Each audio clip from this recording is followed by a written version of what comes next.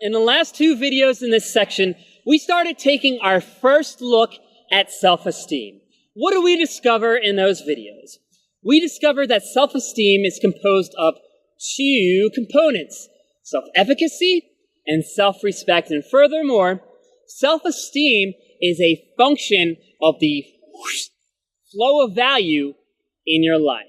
Now, what I want to do in this video is I want to start working on trying to improve your self-esteem such that your conception of yourself is such a way that you're feeding sensory information to your mind, your consciousness, and your perceptions that compels you to take action, improve yourself, and to behave in a way that allows you to be the best version of yourself that you can possibly be. Okay, so how are we going to do that? Well, in the last video, what we talked about is that Nathaniel Branden suggested 6 pillars of self-esteem. Now, these pillars are supposed to be the supporting foundation that supports a nice, healthy self-esteem. Okay? So the premise of this course is building up those foundations such that the behaviors we have, the actions we're compelled to take, support us and give us more than they take, such that we can work towards becoming the best version of ourselves and thrive as human beings. So, what we're going to do, in essence, is we're going to be pulling out those weeds in our life, in our consciousness, that are sucking our lifeblood and preventing us from using our energy for practical things, okay? Before we jump into the first pillar of self-esteem, the first principle that's going to govern your conception of yourself, what I want to do is sort of influence the first pillar we're going to look at. So, what I'm going to say is that throughout history, what we found is that every single life form and its ability and capability is tied directly to that life form's level of consciousness. The more sophisticated and the higher their consciousness is, the more aware they are of their surroundings, and the more they can use that awareness to their advantage, the higher their capability, the more they can do, the better they can survive in this environment, okay? That's why human beings who are really postulated as having the highest awareness, the highest consciousness in life, that's why we're at the top of the evolution ladder, right? We're at that top rung. Then you go down another rung, we have a species that has a depreciated level of consciousness, so on and so forth. Okay? Even when we take a look at our own species, this idea crops up in and of itself. We find that people who operate at a higher consciousness tend to have a greater vision, tend to have greater capability, tend to have more creativity, tend to be more inspiring, tend to influence their peers more effectively. That's why people like Steve Jobs, Bill Gates, Elon Musk, entrepreneurs, people who are able to have a vision, to have a message, are able to achieve more, get more stuff done, and hence have a better self-esteem because they're accomplishing more, they're trusting their intuit more, they're confiding in their integrity, as opposed to going out to society and depending upon external factors for crafting their life, crafting their actions, crafting their behaviors. Their consciousness is so high that they could do that for themselves. They're so aware of everything.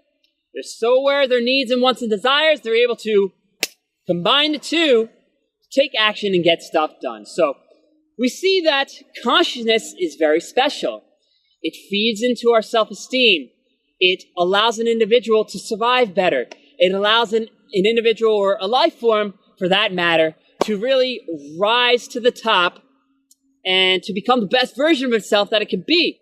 So this obviously begs the question, well, why is that? Why is it so special? Why does it have this godlike ability associated with it? And the reason why is because, as we discovered in the last two videos, consciousness is our first tool for survival. Okay? Think about it. If you can't be aware of your surroundings, if you're not aware of what's going on around you and you're not cognizant about what's going on, if you don't have the knowledge of things around you, how things operate, why you behave the way you do, and you're not aware of your wants, needs, and desires, and you don't act in accordance with that, go out into the world and try to project all those things into the environment in front of you, how can you survive? How can you get the things you want? How can you get your basic life necessities? Right? If you don't have a high level of consciousness, you're not aware of all these things, then your ability to perform is depreciated because you don't have the knowledge. You don't have the awareness.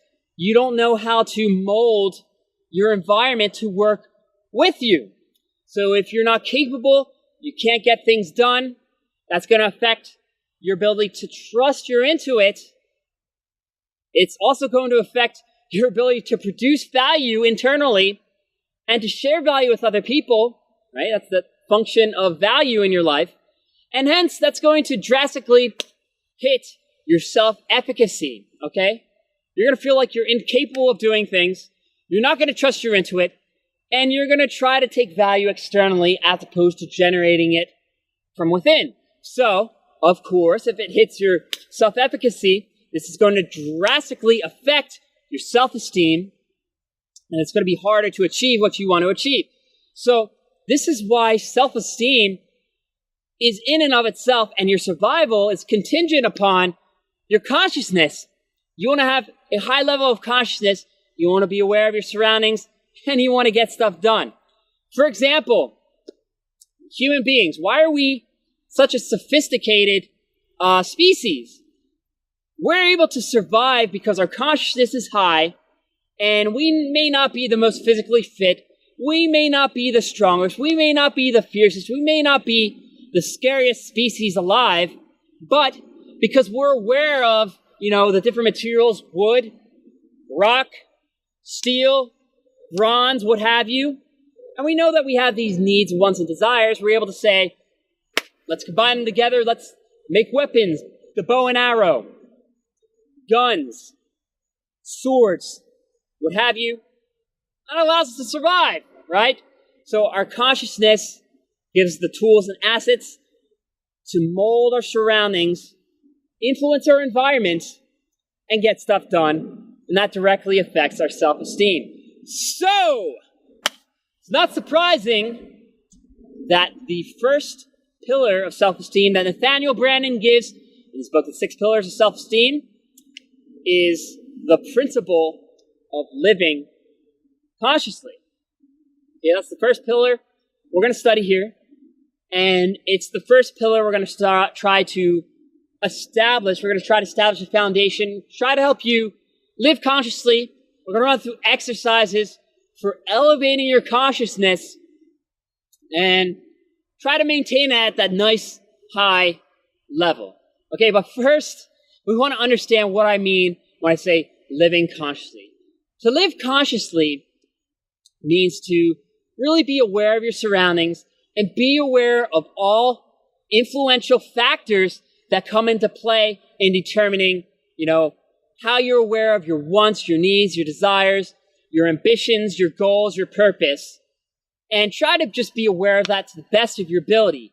However, it goes a bit further, it goes a bit deeper. It also entails taking action and living in accordance with that awareness and that knowledge. And this last component is super important because you could be aware of all the things in the world. You can be aware of your environment. You can have the knowledge, right? You can understand how the economy works so well. You can understand physics. But if you don't apply that knowledge and take action based upon it, then it's useless. It's like you invalidating your consciousness, invalidating your mind. Because you know how things are, you know how it should be, but you're not acting in accordance with that knowledge. That's going to affect the results you get in your life. Okay, so it's one thing to be aware, it's one thing to know, and then it's another thing to take that awareness and act. to act upon it, right? Because I usually say that knowledge is power, but actionable knowledge is true power. It's true power, okay? For example, let's say that you're trying to become more conscious and you recognize that, hey, I'm going to work and I'm not performing up to par. You recognize that perhaps there's a skill you need to learn, some new software, some new system they implemented, and you're grossly lacking. You don't understand the process. You're stuck in your old ways. Maybe you don't understand some math associated with it, some physics associated. Maybe the underlying core principles that are driving it ahead. Okay, so that's an exertion of consciousness. That's good. You became aware of a problem. You became aware of what's happening. But if you take that awareness and you start feeling like, to fix that problem, to fix that situation, would take a lot of effort.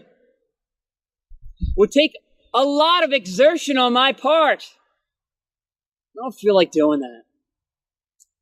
I don't feel like doing that. And you feel that, but you're not aware of what that feeling is doing to your career. You don't take action to try to address it.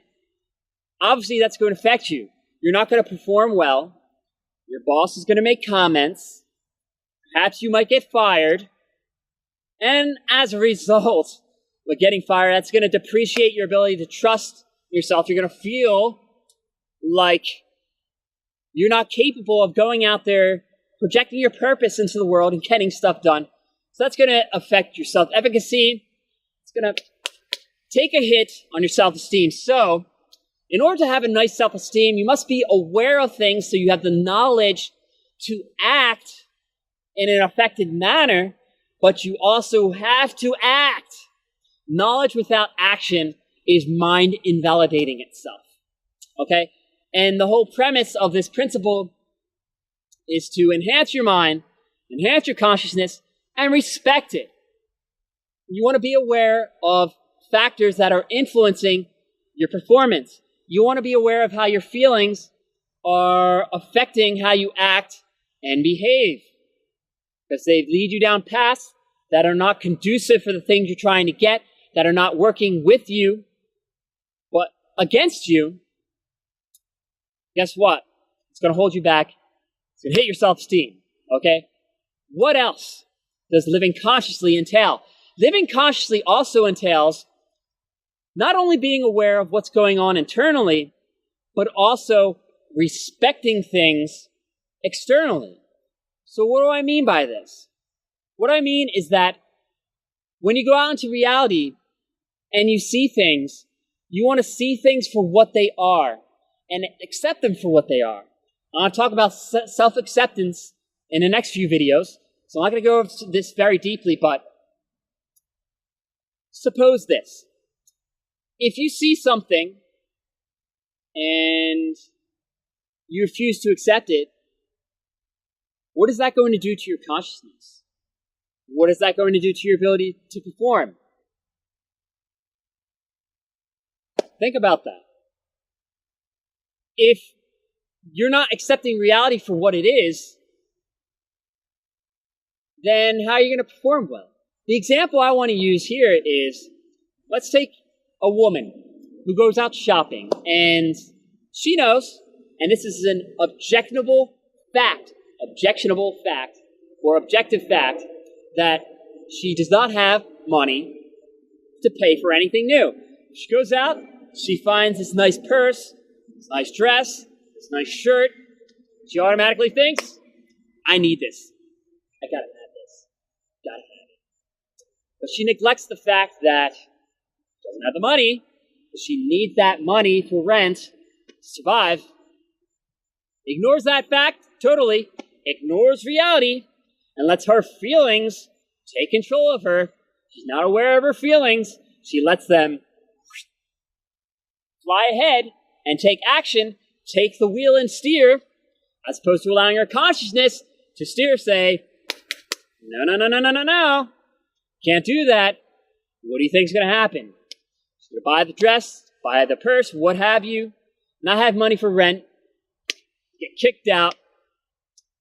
That's going to depreciate her ability to survive. Hence, she's not going to trust her intuition anymore. She's going to say, why did I do that? I'm going to beat herself up, and she's going to be inclined to trust somebody else more than herself. Well, guess what? Her self-efficacy took a hit. She's going to look for value externally. The value stream is going to be pulling value in as opposed to producing value, and her self-esteem is going to suffer. So, this is the principle of living consciously. What you want to do is you want to be aware of everything. Be aware of your surroundings. Be aware of your values. How are your values influencing you to take action? How are your feelings making you compelled or motivated to chase your goals, chase your purpose, or how are they holding you back? In order to perform effectively, you need to understand these things, and you need to combine your awareness with your needs and desires, such that you can take action effortlessly, stuff does not hold you back, and there aren't any surprises. Okay?